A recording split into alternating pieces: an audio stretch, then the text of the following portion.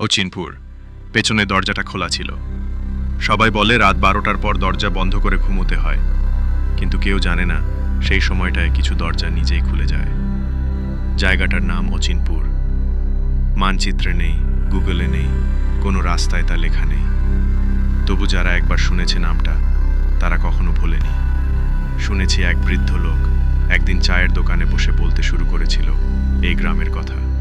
বলেছিল, আমি দেখেছি, আমি গেছি, কিন্তু আমি ফিরিনি। তারপর সে আর কোনোদিন সেই দোকানে ফিরে আসেনি। সেই থেকে আমি খুঁজতে শুরু করেছিলাম অচিনপুর। একদিন সন্ধ্যায় হঠাৎ একটা পুরনো চিঠি পাই। চিঠির ওপরে কোনো প্রেরকের নাম নেই। তাতে লেখা ছিল, পেছনের দরজাটা খোলা ছিল, তুমি তখন ঢুকে গিয়েছিলে। আমি হতভম্ব। আমি তো কিছুই মনে করতে পারছিলাম না। তবু চিঠির মধ্যে একটা ম্যাপ আঁকা ছিল, হাতে আঁকা, অসম্পূর্ণ, অসম্ভব রহস্যময়। ম্যাপের শেষ প্রান্তে লেখা, এখানে সময় দাঁড়িয়ে থাকে। আমি গেলাম একা। রাস্তা শেষ হলো একটা পুরনো শ্মশানের ধারে এসে।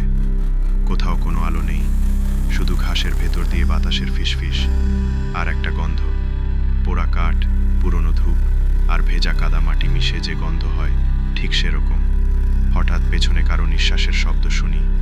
আমি ঘুরে দেখি, কেউ নেই, কিন্তু আমার ছায়া তা আগের চেয়ে লম্বা হয়ে গেছে। আমি চলতে থাকি। একটা পুরনো দরজা পাই। দরজার গায়ে হাত দিলে কেমন ঠান্ডা লেগে যায়, যেন কয়েক শতাব্দী ধরে কেউ স্পর্শ করেনি। দরজার ওপরে ধুলোয় লেখা, এখানে সবাই জেগে থাকে, ঘুমায় না কেউ। আমি দরজা খুলে ভিতরে ঢুকি, আর তখনই সমস্ত শব্দ থেমে যায়।